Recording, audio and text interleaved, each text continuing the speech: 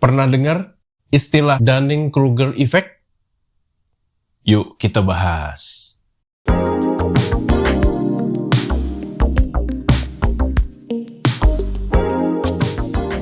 Woi, pernah nggak ketemu orang yang sombongnya minta ampun? Misalnya baru bisa ngedesain pakai Canva aja tapi laganya udah kayak desainer terkenal. Atau sebaliknya, ada orang yang jago banget gambar tapi nggak pernah nunjukin karyanya ke orang lain. Karena dia malu dan merasa masih cupu banget. Mungkin mereka kena efek namanya Dunning-Kruger. Salah satu cognitive bias. Cognitive bias itu, apa yang kita pikirkan seringkali nggak sesuai sama kenyataan sesungguhnya.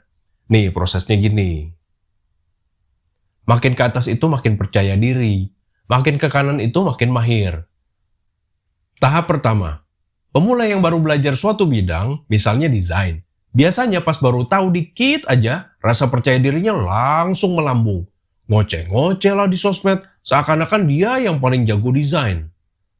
Tahap kedua, kalau dia dalami lagi bidang desain, dia baru ngeh atau sadar, ternyata gue masih cupu, masih banyak yang gue belum tahu. Biasanya dia akan jatuh ke yang istilahnya jurang keputusasaan. Kalau mentalnya kuat, dia lanjut ke tahap ketiga. Dia akan belajar terus dan rasa percaya dirinya pun lama-lama pulih. Sejalan dengan dirinya yang makin banyak tahu dan makin terampil. Tahap keempat, dia akan sadar bahwa dia memang tahu banyak dan sudah jadi ahli profesional. Maka rasa percaya dirinya akan seimbang dengan tingkat keahliannya. Ia makin terbebas dari Dunning-Kruger Effect. Tahap kelima, ini mah gue yang nambahin sendiri. Kalau sudah mahir, jago, dan profesional, bisa saja dia jadi sombong lagi. Karena merasa sudah di atas langit. Merasa lebih tinggi dari orang-orang pada umumnya.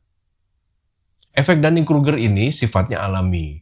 Mungkin hampir semua orang pernah mengalaminya, termasuk gue dan elu juga. Tapi walaupun alami, kecenderungan ini selain membuat orang lain kesal, juga merugikan diri sendiri loh.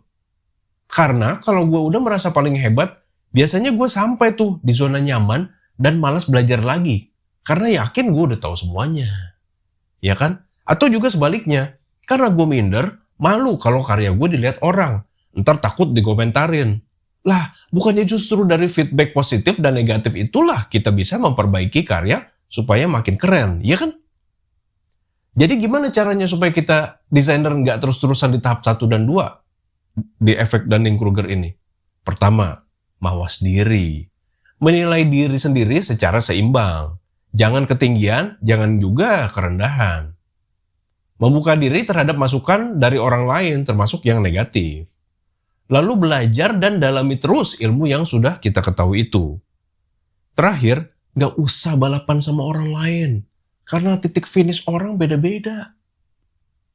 Nah, ada nggak temen lu yang pernah kena efek Dunning-Kruger? Atau lu sendiri? Ceritain aja di komen. DM Instagram dan TikTok @suryaturustan atau email ke rustangrafis@gmail.com. Sampai jumpa!